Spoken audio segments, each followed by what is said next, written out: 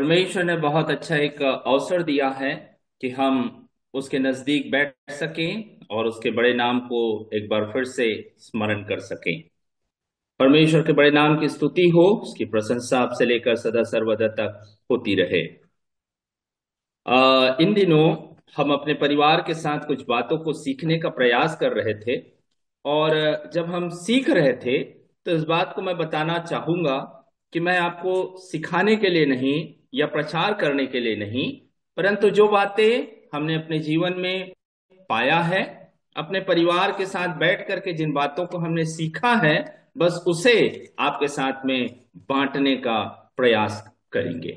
और परमेश्वर हमारी सहायता करे कि कुछ समय जब हम बैठते हैं परमेश्वर के वचन के नजदीक में, परमेश्वर के वचन के साथ में, तो इस बात को देखने का प्रयास करेंगे कि परमेश्वर आज की सुबह हम सबके साथ बातचीत करे और हम उसकी वाणी को सुन सके। और न केवल सुन सके परंतु हम अपने जीवन में उसका अनुकरण भी कर सके। और इसके लिए मेरे साथ में थोड़े देर के लिए खोलिएगा उत्पत्ति की पुस्तक उसके 6वें अध्याय में। और ये बहुत ही सुपरिचित भाग है। इस भाग में एक बहुत ही प्रसिद्ध व्यक्ति के विषय में, जिसके विषय में बहुत सारे प्रचार को आपने सुना होगा, जिसके विषय में बहुत सारे न केवल प्रचार परंतु घटनाओं को आपने विवरण रूप में देखा भी होगा और सुना भी होगा।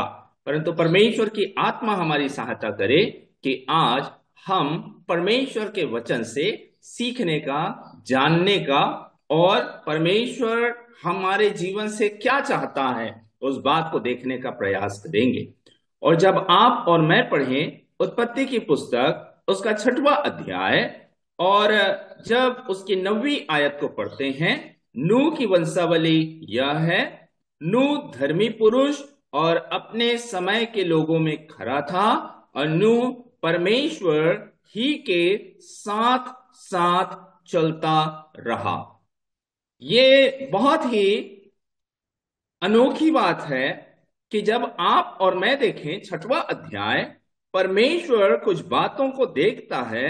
और जब शुरू होता है 6वां अध्याय पहली आयत, फिर जब मनुष्य भूमि के ऊपर बहुत बढ़ने लगे और उनके बेटियां बेटियां उत्पन्न हुई, तब परमेश्वर के पुत्रों ने मनुष्य की पुत्रियों को देखा कि वे सुंदर हैं, सो उन्होंने जिससे जिसको चाहा उससे ब्याह कर लिया।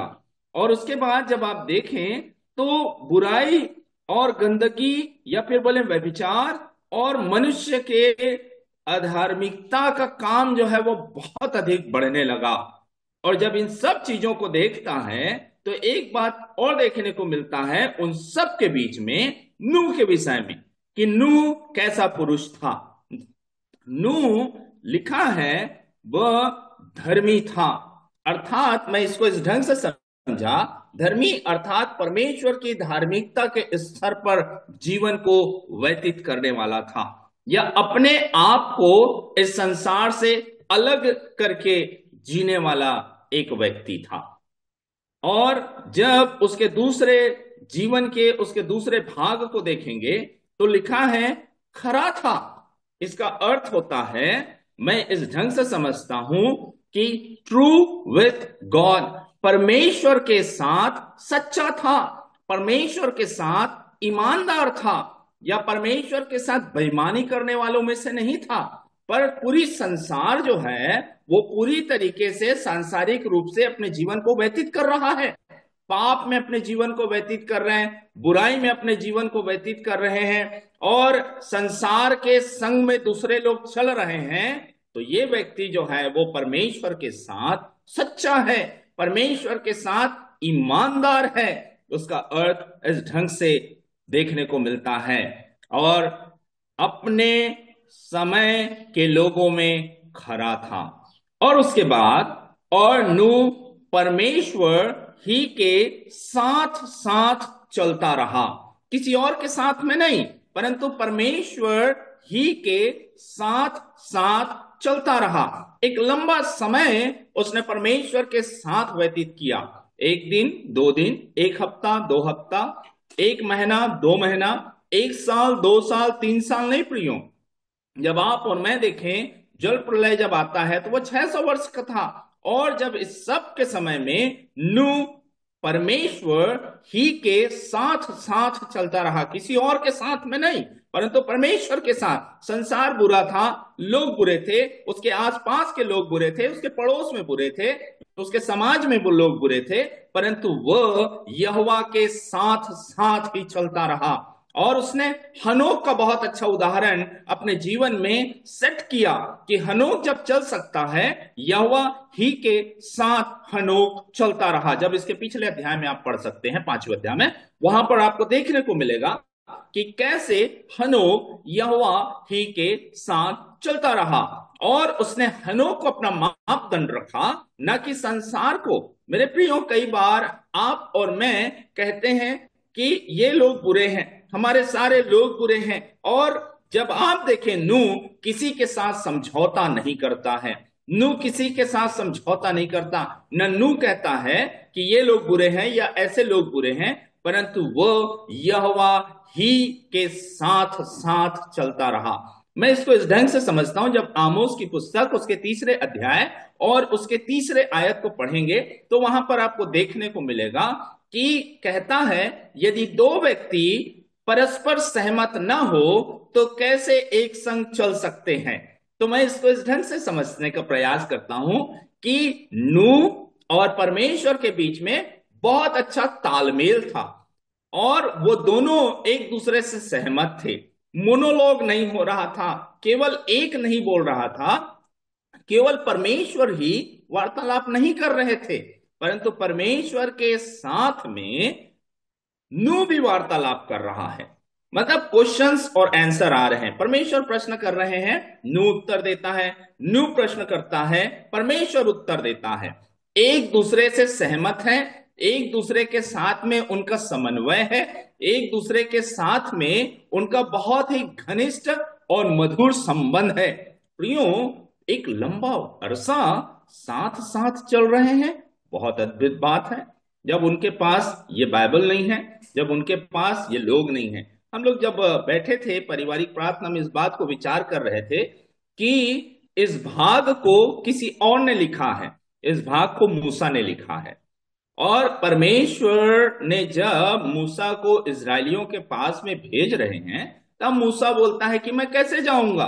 तब परमेश्वर बताता है कि जिसने आकाश और पृथ्वी को बनाया, जो पूरे ब्रह्मांड का सृष्टि करता है, वो परमेश्वर ने तुझको भेजा है करके। और वो फिर इस बैकग्राउंड को तैयार करता है कि कैसे परमेश्वर ने सृष्टि की, फिर उसके बाद हनोक का लाइफ, फिर नूह का जीवन, कैसे परमेश्वर नूह के साथ विश्वास योग्य रहा, कैसे परमेश्वर नूह के लिए विश्वास योग्य रहा, जहाज में उसके सुरक्षा को किया। फिर उसके बाद अब्राहम, क्योंकि आप देखेंगे कि जो मीनार है 11वें अध्याय में, उसके बाद पूरा इज़राइल के इतिहास को बताया गया है, अब्राहम, इसहाक, याकूब और उसकी संतानें। तो ये मोस्ट प्रोबेबली परमेश्वर एक बैकग्राउंड तैयार कर रहा है, मैं कौन हूं अपने आप को इंट्रोड्यूस करता है, और कोई और नूह के विषय में इस गवाही को देता है। कितना सुंदर बात है ना। नूह ने स्वयं नहीं कहा कि मैं धर्मी हूं, नूह ने ये नहीं कहा कि मैं खरा हूं, नूह ने ये नहीं कहा कि मैं यहोवा के संग संग चलता रहा, परंतु परमेश्वर स्वयं उसकी गवाही देता है और मूसा इस बात को लिखता है। कितनी सुंदर एक टेस्टिमनी है ना प्रियो।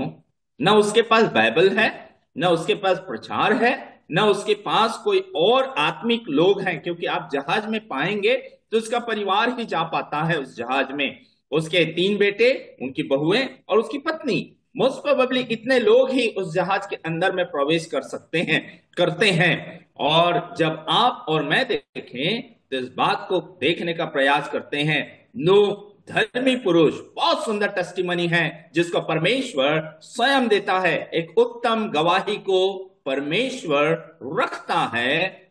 हम सब के लिए भी आज सोचने और विचारने की जरूरत है। जब परमेश्वर देखता है आपको और मुझको, तो आपको और मुझको किस बात के लिए वो देख पाता है? मेरे प्रियो, इस बात को स्मरण रखें कि परमेश्वर जब आपको और मुझको स्वर्ग से देखता है तो आपके और मेरे विषय में क्या बात को करता है? क्या परमेश्वर कह पाता है कि यह धर्मी है? ये अर्थात परमेश्वर की धार्मिकता के स्तर के जीवन को वो इस संसार में जी पा रहा है? दूसरा, क्या वह खरा है? क्या वह परमेश्वर? और उस खराई के विषय में एक बात को और लेकर के आपके ध्यान को जाना चाहूंगा।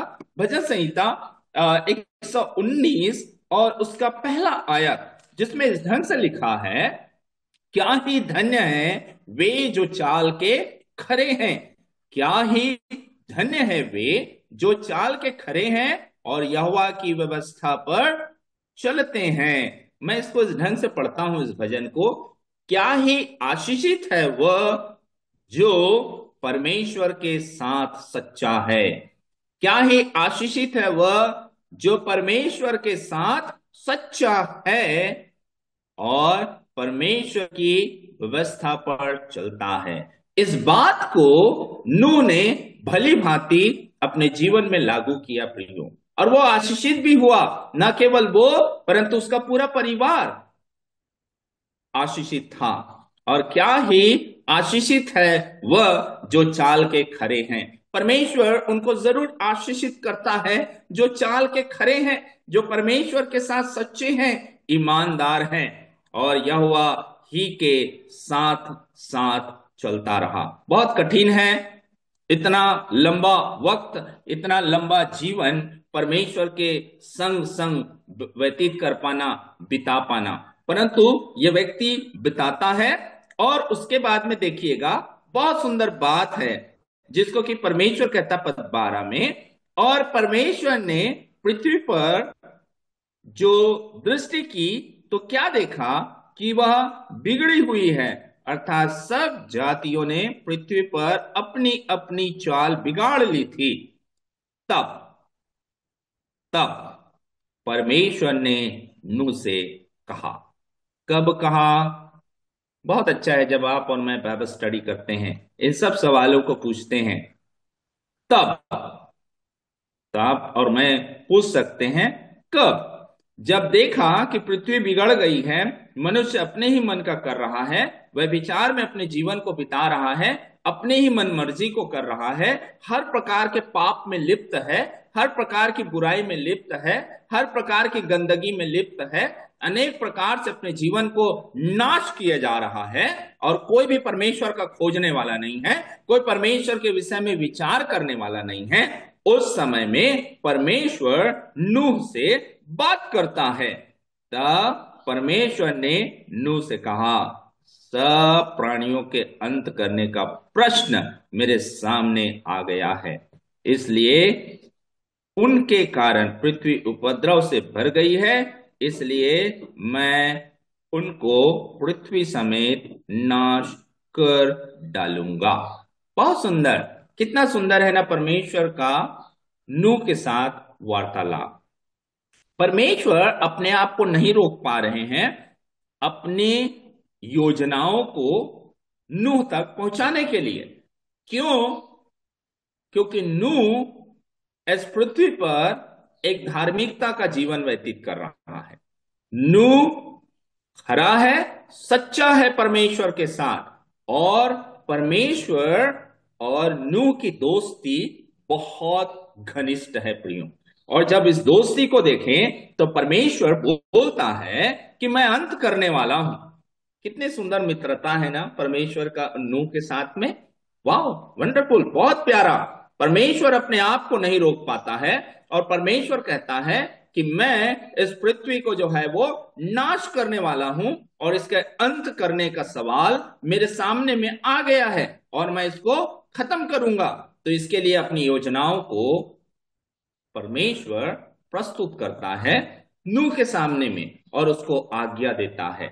मेरे प्रियो, इसी बात को मैं कहने का प्रयास कर रहा था आमोस 3:3 में, जिसको हमने पढ़ा था कि यदि दो व्यक्ति परस्पर सहमत न हो तो कैसे एक संग चल सकते हैं। तो देखिए, परमेश्वर के साथ में नूह भी एक संग चल रहा है, बड़ी सहमति के साथ में।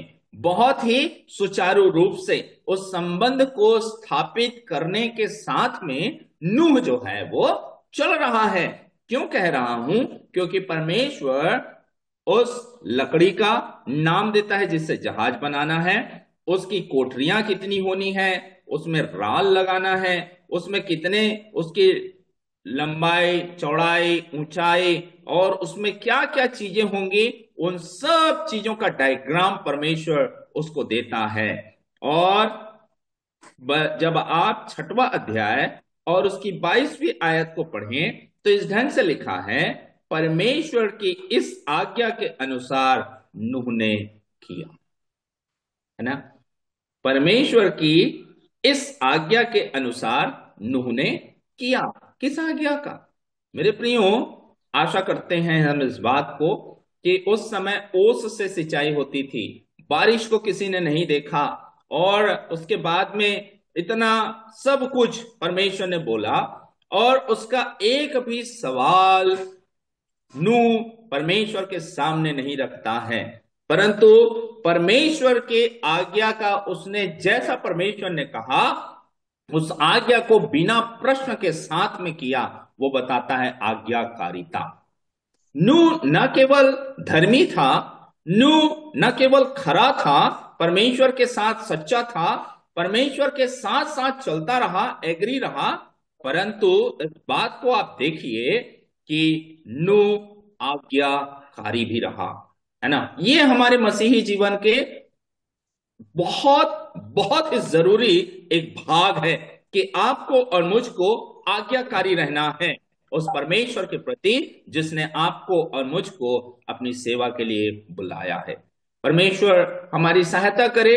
इन विचारों को जब हम लिए चलते हैं प्रियो, आज की सुबह इस बात को स्मरण रखें, संसार हमको अपनी ओर खींचेगा, संसार हमको अपनी ओर आकर्षित करने का कोशिश करेगा, संसार हमको किसी भी प्रकार से हमको अपनी ओर चुंबक की तरह खींचने का प्रयास करेगा, लेकिन हमको नूह के समान उस गवाही को स्थापित करके रखना है कि परमेश्वर का मैं जन हूं, परमेश्वर के पीछे मैं चल रहा हूं, मेरे पास में पुस्तकें हैं, मेरे पास में परमेश्वर का वचन है, मेरे पास में परमेश्वर की आवाज को मैं सुन सकता हूं, और मुझको परमेश्वर के वचन को सुनने के साथ में ना केवल मैं परमेश्वर के वचन को सुन सकता हूं, परंतु परमेश्वर ने मुझे संसार में रखा है और उसकी महिमा और स्तुति करते हुए अपने जीवन को व्यतीत करना है।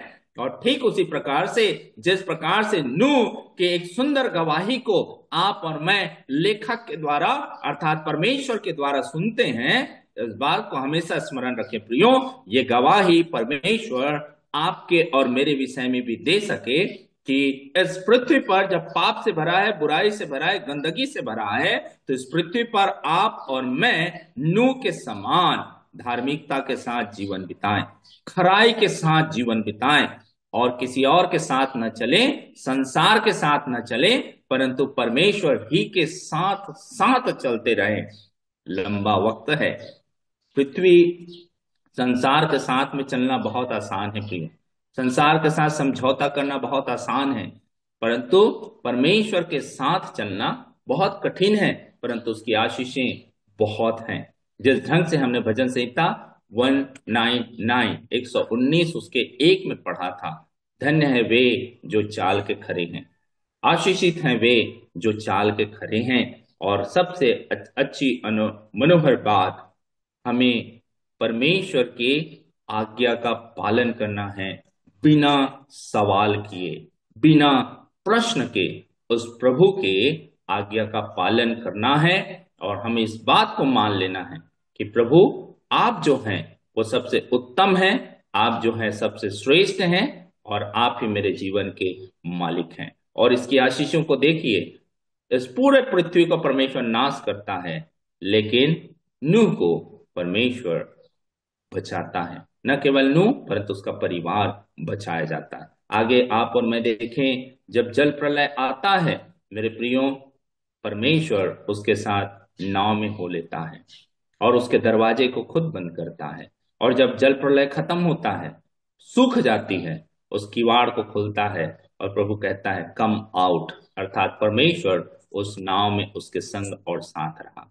और जब बाहर आता है तो कहता है तू भी पाएगा। मेरे प्रियो, इस आशीष को आप और मैं अपने जीवन में जरूर अनुभव कर सकते हैं यदि हम यहोवा के साथ धर्मी हैं, यहोवा के साथ खरे हैं और यहोवा के साथ साथ चल रहे हैं और उसकी आज्ञाओं का पालन कर रहे हैं। परमेश्वर हम सबको आशीषित करे, उसके बड़े नाम की स्तुति हो, दिन प्रतिदिन उसके भय, उसके महिमा के लिए इस्तेमाल करते चले जाए। परमेश्वर के बड़े नाम की स्तुति हो। सबको